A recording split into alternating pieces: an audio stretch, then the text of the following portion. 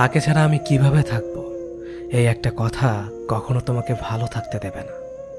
কেউ কারো জীবনে অপরিহার্য না। এই সহজ কথাটা যতদিন তুমি না বুঝতে পারবে ততদিন তুমি ভালো থাকতে পারবে না। সময় সব কিছু বদলে দেয়। একসময় যে মানুষটা তোমার সাথে কথা না বলতে পেরে হাউমাউ করে কাঁদত, আর সে মানুষটা তোমার 50 বার কল রিসিভ করারও সময় পায় না। একসময় যে মানুষটা সারা রাত জেগে কথা বলার জন্য অনুরোধ করত, আজ তার খুব সহজে ঘুম চলে আসে। একসময় যে মানুষটা তুমি না খেলে খেত না, আজ তার সময় হয় না তোমার কাছে জানতে চাইবার তুমি খেয়েছো কিনা। একসময় যে মানুষটা তোমাকে ছাড়া 1 মিনিটও চলে না বলে শক্ত করে জড়িয়ে ধরত, আজ সেই মানুষটা 1 সপ্তাহ পরেও যোগাযোগ করার সময় পায় না। একসময় যে মানুষটা তোমার সব কিছু ভালো লাগতো, আজ সেই মানুষটার তোমার ভালো জিনিসগুলো অসহ্য লাগে। সময়ের সাথে সাথে পছন্দের মুখটাও অপছন্দ হয়ে যায়। সময়ের সাথে সাথে প্রিয় মানুষটাও অপ্রিয় হয়ে যায়। সময়ের সাথে সাথে প্রিয় অভ্যাসগুলো অপ্রিয় হয়ে যায়। শুধু সময়ের সাথে সাথে ভালোবাসাটা ভুলে যাওয়া যায় না। ভালোবাসা ভুলে যাওয়ার দরকার নেই। শুধু যে মানুষটা এত সহজে বদলে গিয়ে সব স্মৃতি, কমিটমেন্ট, আবেগ, অনুভূতি, ভালোবাসা ভুলে গেল, তাকে মনে করে আর কষ্ট পাবে না। ভুলে থাকার চেষ্টা করো, দেখবে একদিন মনটা ঠিক শক্ত হয়ে যাবে। যেমন লোহাকে বারবার আগুনে পুড়িয়ে আঘাত করে করে ধারালো অস্ত্র বানানো হয়, তুমি ঠিক তেমন আঘাতে আঘাতে ধারালো অস্ত্র হয়ে যাবে। সময় সব বদলে দেবে। সেদিন আর আজকের মতো তার ফোন না পেলে মন খারাপ হবে না। সেদিন আর তার সাথে দেখা না হবার জন্য কান্না আসবে না। সেদিন প্রতারকটাকে কৃতজ্ঞতা জানাবে, কারণ সে তোমাকে ঠকিয়েছে বলেই তুমি এতটা শক্ত হতে পেরেছ। সেদিন তোমাকে কেউ ভাঙতে পারবে না, কারণ পাথরে আঘাত করলে কাঁচই ভাঙবে, পাথর না। সে খুব ভালো ছিল। আমার ব্যর্থতা, আমি তাকে আগলে রাখতে পারলাম না। আমি কেমন ভালোবাসলাম তাকে, তার ভালো খারাপ আমি মানতে পারলাম না। ছি, আমার নিজের প্রতি নিজের রাগ হয়। তার ভালো খারাপ ভালো লাগা যদি আমি মেনে নিতাম, ইস, তাকেও আগলে রাখা যেত। আমি কেমন প্রেমিক ছিলাম, কখনো তার ভালো লাগার মূল্যই দিইনি। তার ভালো লাগতো কি জানেন? তার ভালো লাগতো আমি ছাড়া আরও অনেকের সাথে কথা বলতে। তার ভালো লাগতো আমাকে অপেক্ষা করিয়ে অন্যের সাথে কথা বলা। তার ভালো লাগতো আমি যেন তার রাগ ভাঙাই, আমার রাগ সে না ভাঙলেও চলবে। তার ভালো লাগতো ছেলে বন্ধুর সাথে খুব খারাপভাবে কথা বলা। তার ভালো লাগতো সবাইকে ছবি দেওয়া, কিন্তু আমি চাইলেই 1000 বাহানা। তার ভালো লাগতো মিথ্যে কথা বলা। তার ভালো লাগতো পুরনো প্রেমিকের সাথে কথা বলা। তার কিন্তু আমাকেও ভালো লাগতো, সেটাও আমি জানতাম। তার ভালো লাগতো ঘুমের নাম করে আমাকে এড়িয়ে চলা। তার ভালো লাগতো আমাকে কষ্ট দেওয়া। আমি তার এসব ভালো লাগা মেনে নিতে পারলাম না। ছি, আমি কেমন প্রেমিক ছিলাম। এই জন্যই তো তাকে আগলে রাখতে পারলাম না। আসলে তার ভালো লাগার যে আমি মূল্যই দেইনি। মানুষের ভালো লাগাকে প্রাধান্য দেওয়া লাগে, না হয় সম্পর্ক টিকে না। সম্পর্কে শুধুমাত্র একজনের ভালো লাগার জন্যই অন্য আরেকজন অন্ধের মতো ভালোবেসে যায়। হারিয়ে ফেলেছি আমি আমার ভালোবাসাকে। সত্যি সে ভালো ছিল। আমি আজও নীরবে বসে চোখে জল ফেলি। আমাকে তুমি বুঝতে পারোনি, হয়তো বোঝার চেষ্টা করনি বলেই আমাকে তুমি বুঝতে পারোনি। আমার কলিজার প্রতিটা পৃষ্ঠায় এক একটা মহাকাব্য রচনা করে চলেছে। একটা বারের জন্য তুমি পড়ে দেখোনি। তবে আমাকে দাও ভালোবাসা কি আমার প্রতি তোমার করুণা ছিল? আমি তো তোমাকে মন থেকে ভালোবেসেছিলাম। আজও তোমাকে সত্যিকারের ভালোবাসি। আমার ভালোবাসা তো কোনো খাত নেই। তোমাকে সত্যিকারের অর্থে আমার ভালোবাসার রাজ্যের রানী করেছিলাম। সব কিছুর পরও কেন কেন এভাবে আমার থেকে দূরে চলে গেলে? সবটাই তো জানতে কতটা পাগলের মতো তোমাকে ভালোবেসেছি। হায়রে দুনিয়া, এই পৃথিবীতে সত্যিকারের ভালোবাসার কোনো দামই নেই। তোমার তো ভালোবাসাগুলো হয়তো অভিনয় ছিল, তাই না? কি দোষ করেছিলাম বলো তো? তোমাকে ভালোবাসাটা কি আমার দোষ ছিল? কিন্তু আমি তো তোমাকে জোর করিনি। আমি একাই তোমাকে ভালোবেসে যাচ্ছিলাম। এটাই তো ভালো ছিল। কেন 2 দিনের জন্য এসে আবার চলে গেলে? আমাকে ভালোবাসতে যদি তোমার এতটাই অরুচিকর হয়, তবে কেন তুমি আমাকে মিথ্যে স্বপ্ন দেখালে? তোমার মনে আমি নেই, সেখানে অন্য কেউ। এটা আমাকে বলে দিতে পারতে। আমি তো দিব্যি ভালোই ছিলাম। আমি আমার একা জীবনের নীরব ভালোবাসাকে নিয়ে, যে ভালোবাসা আমি তোমাকে কখনোই কাছে পেতাম না, নিজেকে আড়াল করে তোমাকে রোজ দেখতাম।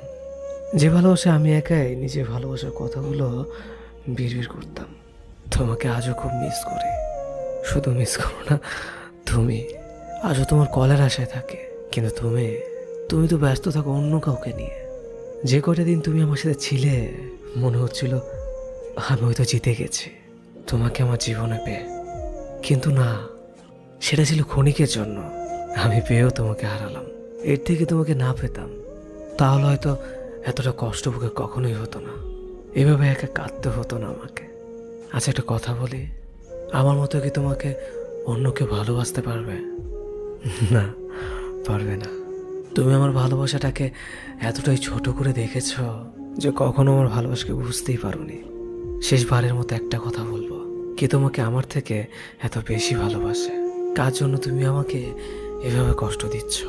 সুখে থাকো তুমি তাকে নিয়ে, আমি না হয় একাই তোমাকে ভালোবাসবো। সম্পর্ক যখন শুরু হয় তখন আমরা ভীষণ রকমের কেয়ারিং থাকি। সকালে ব্রেকফাস্ট থেকে ডিনার পর্যন্ত একজন অপরজনের খাবারের কথা মনে করিয়ে দেয়। ব্যাপারটা এমন না যে আমি তাকে খেতে না বললে সে খাবে না। ব্যাপারটা হলো সম্পর্কের শুরুর দিকে কেয়ার নেওয়া এবং কেয়ার পাওয়া, দুটো বিষয় আমরা ভীষণ রকমের তৃপ্তি পাই। ঘন্টায় 3 বার ফোন দেওয়া, দিন শেষে প্রিয় মানুষের সাথে ঘন্টা পর ঘন্টা কথা বলা, একজন অসুস্থ হলে আরেকজনের দুশ্চিন্তা হওয়া, সব কিছুই একটু অন্য রকমের থাকে। মাঝে মাঝে মনে হয় মানুষটাকে ভালোবাসার জন্য এক জীবন যথেষ্ট না। এরপর অল্প অল্প করে সম্পর্কের ডেফিনেশন বদলাতে শুরু করে। কেয়ারিং মানুষগুলো ড্যাম কেয়ার হয়ে যায়, প্রিয় মুখ মুখস্থ হয়ে যায়। রাত জেগে কথা বলা মানুষটা মধ্যরাতে ঘুমাতে শুরু করে। একজনের অসুস্থ হওয়ার ব্যাপারটা আরেকজনের কাছে স্বাভাবিক হতে শুরু করে। প্রচণ্ড জ্বরের ঘরে যে বিপরীত মানুষটা একসময় মাথায় হাত বোলানোর কথা বলতো, সম্পর্কের বয়স বেড়ে গেলে সেই মানুষটা একটা না পেয়ে এক্সট্রা খেয়ে ঘুমিয়ে যাওয়ার কথা বলে। টিপ পড়লে তোমাকে কি যে সুন্দর লাগে বলা প্রেমিক একসময় চোখের নিচে পড়ে যাওয়া কালিরও খেয়াল করে না। আমরা বেরিয়ে আসতে শুরু করি একটা ফ্যান্টাসির জগৎ থেকে। তারপর একদিন আর সব কিছু আগের মতো চলতে থাকে না। সব কেমন এলোমেলো লাগে। মানুষটা অভ্যাস হয়ে গেলেও একসময় মানুষটাকে আর আপন লাগে না। হৃৎপিণ্ড ভর্তি ভালোবাসা মরে গিয়ে যেখানে অভিযোগ ঢুকতে শুরু করে। আহা, ইনসোমিনিয়া ঝাপটে ধরে সমস্ত শহরটাকে। আমরা আশ্রয়হীন থাকতে পারি না, সবসময় একটা আশ্রয় দরকার হয় আমাদের। তারপর আমরা দূরে যেতে শুরু করি, একটা নিরাপদ আশ্রয় খুঁজে, একটু প্রেম খুঁজে, একটু কেয়ারিং চাই। মাঝে মাঝে দূরে চলে যেতে হয়। দূরে চলে যাওয়াটা জরুরি। দূরত্ব সৃষ্টি না হলে মানুষগুলোকে গুরুত্ব বোঝানো যায় না। মাঝে মাঝে নিজেকে আড়াল করে মানুষগুলোকে টের পাইয়ে দিতে হয় বুকে কতটা গভীর কষ্ট জমে গেলে মানুষ দূরে চলে যায়। জীবনে হুট করে নতুন কাউকে মনে জায়গা দেওয়ার আগে একবার হলো পুরনো সে মানুষটার কথা ভেবে নিও, যাকে মনে জায়গা দিয়ে তুমি নির্মমভাবে ঠকেছিলে।